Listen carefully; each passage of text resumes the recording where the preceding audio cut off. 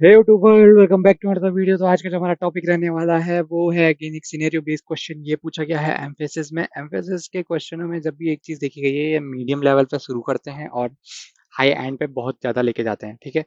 और ये क्वेश्चन जो है ना, इक्वल टू और डॉट इक्वल्स में क्या अंतर होता है, इस ये अगर क्वेश्चन अगर तुमसे पूछा जा रहा है तो तुम्हारी अंडरस्टैंडिंग के लिए मैं बता रहा हूँ। ये क्वेश्चन अगर तुमसे तुम्हारा इंटरव्यूअर पूछ रहा है तो वो तुमसे बेसिकली किसके कॉन्सेप्ट पूछ रहा है, वो पूछ रहा है हीप मेमोरी के और स्टैक मेमोरी के, ठीक है। ये दोनों ही इसमें कंबाइन आ जाते हैं, इसलिए ये क्वेश्चन पूछा जा रहा है। तुम्हें आंसर भी उसी के थ्रू देना है, ठीक है। जिसको नहीं आता मैं बताऊंगा क्या कर रहे हैं क्या नहीं कर रहे हैं, ठीक है। तो सबसे पहले यार, इसका आंसर सोल्व करने से पहले मैं तुम्हें कुछ वर्ड्स लिखाना चाहूंगा। जैसे कि मैं कुछ ऑब्जेक्ट बनाता हूँ, ठीक है। अगर लेट से मैं ऑब्जेक्ट बनाता हूँ स्ट्रिंग टाइप के, STRING स्ट्रिंग, और इसको नाम दे देता हूँ मैं उसका ऑब्जेक्ट का A, ठीक है, is equal to new string, ठीक है। ऐसे ही बनाते हैं हम।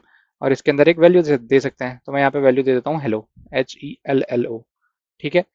और अगर इसी को अब मैं एक और दूसरा ऑब्जेक्ट बनाता हूँ string B is equal to new string, ठीक है, न्यू स्ट्रिंग।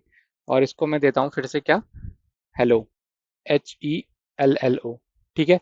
जावा है, कर सकते हैं, ऑब्जेक्ट दोनों अलग अलग बन गए, ठीक है। इसमें कोई डाउट होना भी नहीं चाहिए, ठीक है। अब क्या होगा, अब थोड़ा मेमोरी का कॉन्सेप्ट जानो पहले, कुछ भी होने से पहले। अब ये ऑब्जेक्ट तो बन गए, तो ये इनिशियलाइजेशन कैसा रहता है इसका। एक होती है हमारे पास स्टैक मेमोरी, ठीक है, इसको बोला जाता है स्टैक मेमोरी। एक होती है हमारी हीप मेमोरी, जो ये बादल के अंदर है। हीप का कोई साइज नहीं होता है, इसलिए इसको ऐसा टेढ़ा मेढ़ा बनाया गया है, जैसे देख रहे हो तुम इसकी बाउंड्रीज को, ठीक है। इसलिए ये टेढ़ी मेढ़ी बनाई गई है पूरी बाउंड्रीज जो है।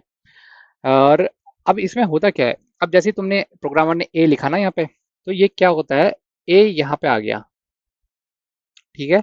इसके अंदर दो पार्ट होते हैं, ठीक है। एक डेटा, एक वेरिएबल होल्ड करता है और एक वैल्यू होल्ड करता है, ठीक है। तो मैं इसको ऊपर से क्लोज कर देता हूँ और ये मैं लिख देता हूँ यहाँ पे वेरिएबल, VARA वेरिएबल, और यहाँ पे होगा डेटा, ठीक है। तो क्या होगा, यहाँ पे एक वेरिएबल आ जाता है।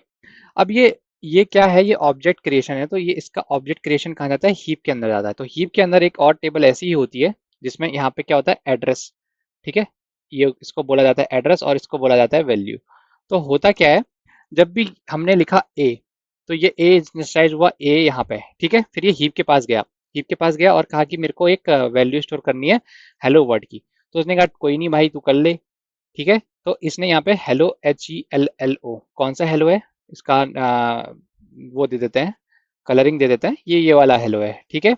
और ये एक ही है। तो इसने इसको वैल्यू दे दी और इसको इसने एड्रेस दे दिया, लेट से 100 का एड्रेस दे दिया, ठीक है। तो ये क्या करेगा, ये 100 का एड्रेस वापस आके यहाँ पे आ जाएगा, सेट हो जाएगा, ठीक है। तो इस हिसाब से हमारी वैल्यू स्टोर हो गई। ऑब्जेक्ट ऐसे बनता है, ठीक है। अब उसने लाइन दूसरी पढ़ी, दूसरी लाइन में क्या है, बी आया, ठीक है। तो उसने वो फिर से कहाँ जाएगा, वो जाएगा फिर से अपनी हीप मेमोरी के पास कि मेरे को बी को स्टोर करना है, ठीक है। वो कहेगा ठीक है कर ले, ये तो खाली नहीं है, नीचे वाले में कर ले, ठीक। वो कहेगा ठीक है कर लेता हूँ, HELLO, ठीक है, उसने भी कर दिया। अब ये कौन सा हेलो है, ये हेलो, ये वाला हेलो है, कौन सा, सेकंड हेलो, ठीक है, ये हेलो है। तो इसने क्या करा, इसने बेसिकली इसको एक दूसरा एड्रेस दे दिया, 101, और ये स्टोर हो गया 101 यहाँ पे, ठीक है। तो इस तरीके से हमारे ऑब्जेक्ट स्टोर होते हैं। अब होता क्या है, जब ये सब तो हमने कर दिया, अब जब कंपैरिजन की बात आती है, जो मेन वर्डिक्ट कहते हैं जिसे, जब उसकी बात आती है, तो क्या हुआ, अगर मैं लिखूंगा system dot out dot print, ठीक है, इसको लिखूंगा और यहाँ पे कर दूं ए इज इक्वल, क्लियर लिखता हूँ इसको थोड़ा, ए इज इक्वल टू बी, ठीक है। तो क्या होगा, ए इज इक्वल टू बी में क्या करेगा, ये जो इज इक्वल टू है ना, उसका स्कोप यहीं तक सीमित है, ठीक है। वो क्या कंपेयर कर देगा, वो कंपेयर कर देगा ए की वैल्यू जो कि 100 है, is 100 is equal to B की जो एड्रेस है ये वाला 101, तो नहीं है, ये क्या रिटर्न कर देगा, फॉल्स, FALSE। ये कहाँ, ये स्टैक तक ही सीमित रहा, ये घुसा ही नहीं इसके अंदर, ठीक है। अब अगर इसी की जगह मैं क्या कर दूं, SOP लगाऊं, system dot out dot println, ये तुम करके भी देख सकते हो अपने आईडी में, ए डॉट इक्वल्स EQUALS इक्वल्स, क्या करूंगा, बी, ठीक है, इसको लगा दूंगा। अब ये क्या करने वाला है, ये ए डॉट इक्वल्स बी में क्या कर दूंगा, ये अब इसके ऑब्जेक्ट को, ऑब्जेक्ट के एड्रेस को नहीं देखेगा, ये क्या कर रहा है, और एड्रेस को दिख गया, एड्रेस को नहीं देखेगा।